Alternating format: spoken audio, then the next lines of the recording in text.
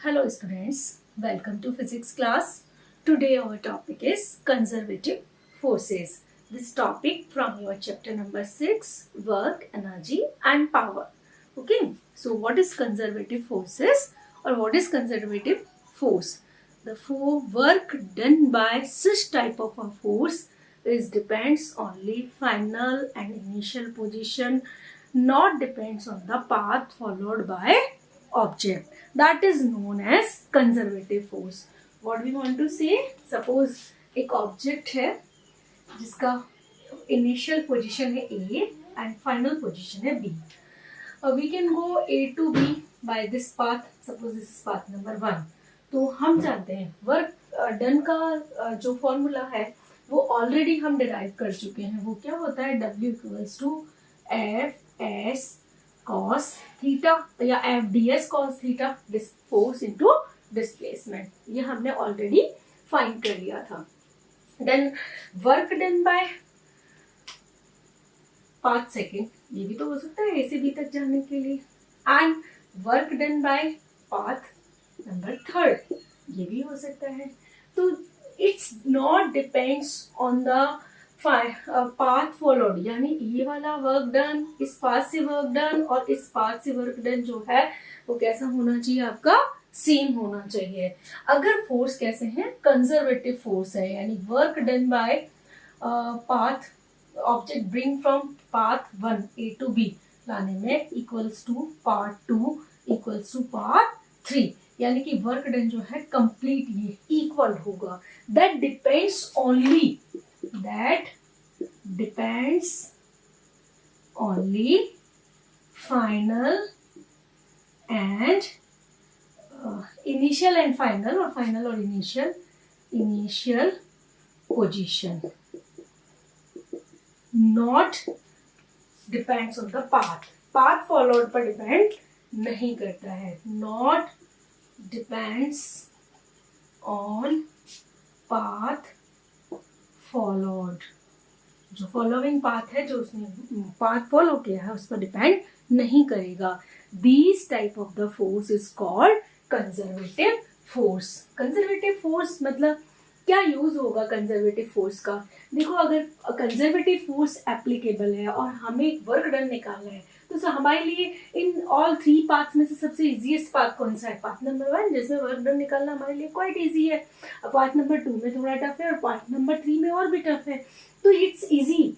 इसलिए अगर कहीं भी कंजर्वेटिव फोर्स होते हैं और हमें कहा जाता है कि फाइंड वर्क डन, तो it's quite easy to find work done, कि जो सबसे इजीएस्ट पाथ होगा वो हम सेलेक्ट कर लेंगे, क्योंकि पाथ पर डिपेंड नहीं करता है वर्क डन, ओनली फाइनल और इनिशियल पोजीशन पर डिपेंड करता है. अब इन ऑल 3 पाथ्स में देख लीजिए कि जो इनिशियल पोजीशन है और जो फाइनल पोजीशन है वो आपका कैसा है, सेम है. इसलिए हमने क्या कहते हैं, कंजर्वेटिव फोर्स का जो यूज है बेसिकली यही है कि क्या कंजर्वेटिव फोर्स से हमारी जो कैलकुलेशन होती है वो इजी हो जाती है. और वर्क डन हमें पता है कि constant work done by the constant force equals to क्या होता है, एफ एस कॉस थीटा. तो ऑल 3 पाथ से अगर हमारा वर्क डन सेम है, आ रहा है, तो हम क्या कहते हैं कि applied force is conservative force, जो इनिशियल और फाइनल पोजीशन पर डिपेंड करते हैं.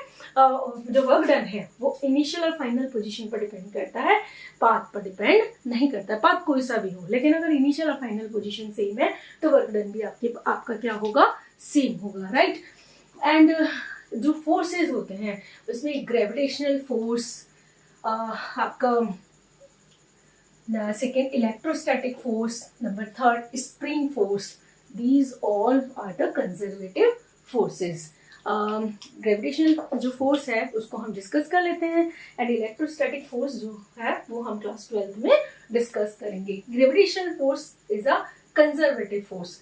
अगर ये कंजर्वेटिव फोर्स है तो work done by the all different path is same. ये प्रूव करना है हमें. सपोज हमारे पास में ये एक m मास का ऑब्जेक्ट है और हम इसे जो है यहाँ ले जाएंगे और यहाँ से यहाँ तक का डिस्टेंस है, डिस्प्लेसमेंट इसका L है और this angle is theta, right. और देखिए, अब इस ऑब्जेक्ट को यहाँ से यहाँ तक ले जाने का एक पाथ नंबर 1 यहाँ पहुंचाना है, ए बी और सी, बी पर पहुंचाना है। तो एक तो path number A to B जा सकते हैं, और पाथ सेकंड क्या हो सकता है, ए टू सी और सी टू बी, ये भी हो सकता है। अगर पूरा इस पाथ नंबर सेकंड की बात करें, दोनों पाथ हम फॉलो कर सकते हैं जाने के लिए। हमें फाइंड करना है work done by gravitational force, gravitational force से वर्क डन फाइंड करना है। ओके, अब हम इसका एक एफबीडी बना लेते हैं, राइट। इसका मतलब है कि इस पर जो डाउनवर्ड साइड है उसमें क्या काम कर रहा होगा, mg, ग्रेविटेशनल फोर्स वर्क कर रहा होगा, राइट। अब देखिए पाथ नंबर 1 के लिए ये mg, ठीक है, ये एंगल थीटा और दिस एंगल इज 90, राइट। यहाँ पर देखिए, ये यहाँ पर अगर हम बनाएंगे तो ये एंगल थीटा, तो या ये वाला एंगल कितना होगा, ये तो सरफेस के परपेंडिकुलर लगेगा, तो ये होगा 90, और रिमेनिंग हमारे पास एंगल कितना है, इंक्लाइंड प्लेन हॉरिजॉन्टल से कितना बना रहा है, थीटा एंगल बना रहा है, right. And so work done by the gravitational force W for path 1 के लिए, हम अगर पाथ 1 की बात करें ए से बी जाने के लिए, तो फोर्स कितना है mg, और डिस्प्लेसमेंट कितना है, डिस्प्लेसमेंट है L, राइट। और एंगल कितना है, cos 90 degree plus theta, right. और cos 90 प्लस थीटा होता है minus sine theta. cos 90 trigonometry में फॉर्मूला होगा cos 90 degree plus theta equals to minus sine theta, ये आपको याद रखना है। अगर मैथ्स वाले हो तो ट्रिग्नोमेट्री में आ ही जाएगा आपके पास में, और बायो वाले स्टूडेंट्स हैं तो उन्हें ये याद रखना होगा कि cos 90 plus theta minus sine theta होता है। Then work done for path 1 W equals to minus mgl sine theta, हमने डिराइव कर लिया, राइट। अब हम पाथ सेकंड को देखते हैं। पाथ सेकंड क्या है, पहले हम ए से सी जाएं, और उसके बाद बी टू सी जाना है हमें।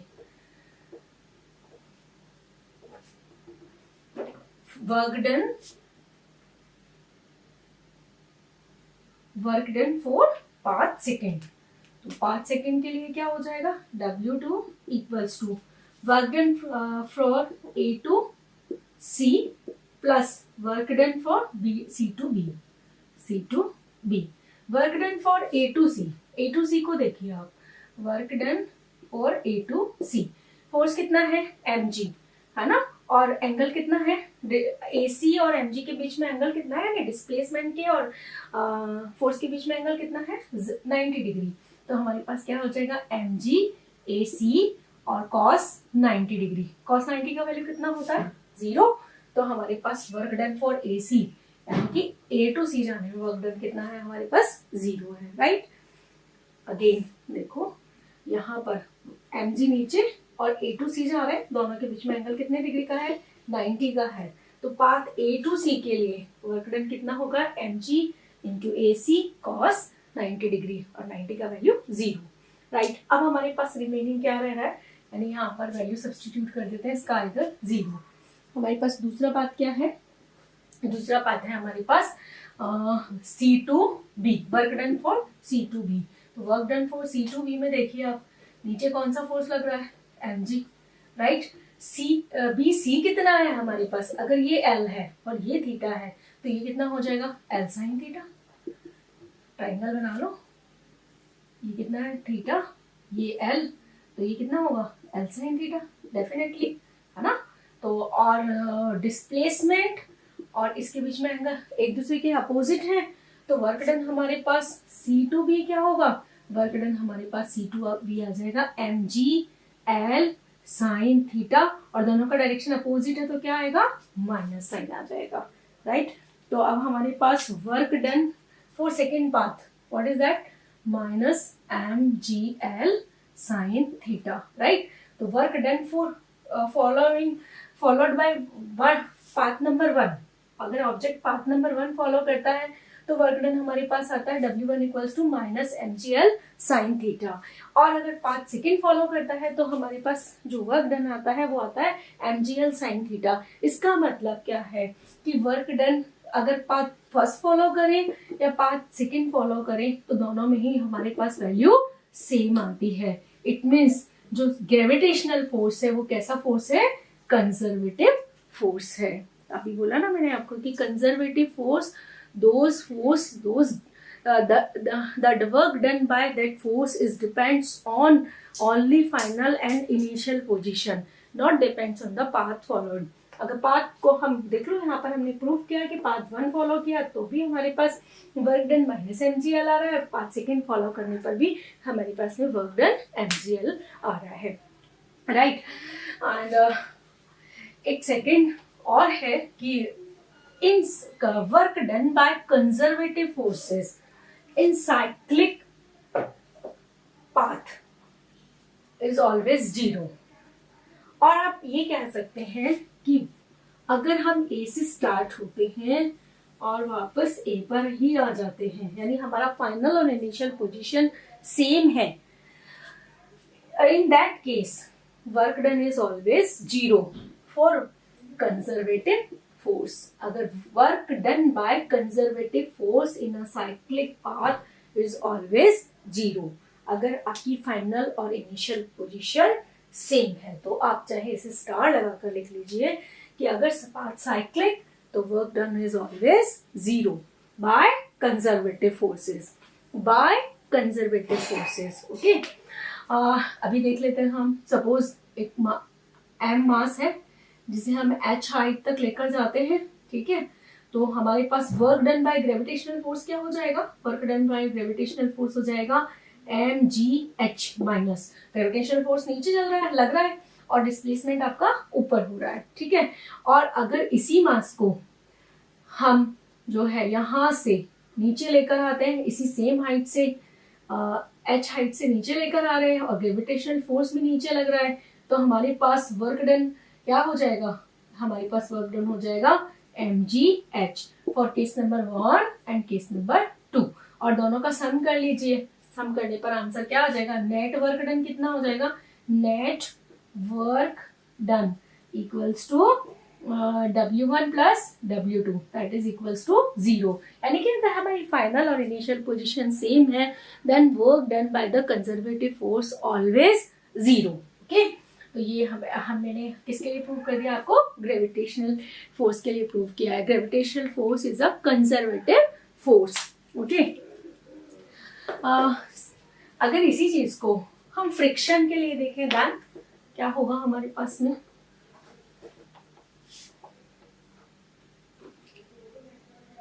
सपोज मेरे पास ये है A to B, राइट, और यहाँ पर m मास हमने प्लेस किया है। अगर ये इस डायरेक्शन में मूव करता है और यहाँ पहुंच जाता है तो इसका डिस्प्लेसमेंट कितना है? सपोज s है हमारे पास में, यहाँ पहुंचेगा तो इट मीन्स इस पर एक अपोजिट मोशन के अपोजिट क्या लगेगा? फोर्स लगेगा, वो होगा आपका फ्रिक्शन फोर्स। फ्रिक्शन क्या होता है? हम ऑलरेडी डिस्कस कर चुके हैं friction force. Friction force is a opposing force और रिलेटिव तब अराइज होता है जब रिलेटिव मोशन होता है। इट मीन्स कॉन्टेक्ट सरफेस के अपोजिट डायरेक्शन में क्या लगने वाला है? फ्रिक्शन लगने वाला है, यानी डिस्प्लेसमेंट उस डायरेक्शन में और फ्रिक्शन इस डायरेक्शन में।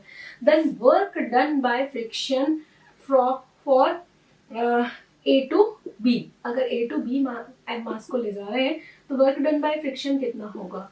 वर्क डन बाय फ्रिक्शन होगा Fs माइनस, क्यों?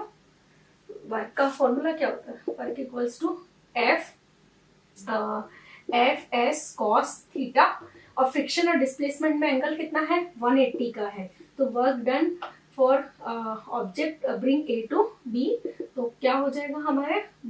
F force of friction, F and S displacement cos 180 degree. cos 180 की वैल्यू होती है -1, यानी -Fs। ये इक्वेशन नंबर 1, ठीक। और अब ऑब्जेक्ट को हम क्या करते हैं? इस B से क्या करेंगे? वापस A पर लेकर आएंगे। B से A पर लेकर आइए तो डिस्प्लेसमेंट इस डायरेक्शन में होगा और फ्रिक्शन कहाँ लगेगा? अपोजिट डायरेक्शन में लगेगा आपके पास में। तो work done to bring object from B to A हमारे पास क्या हो जाएगा?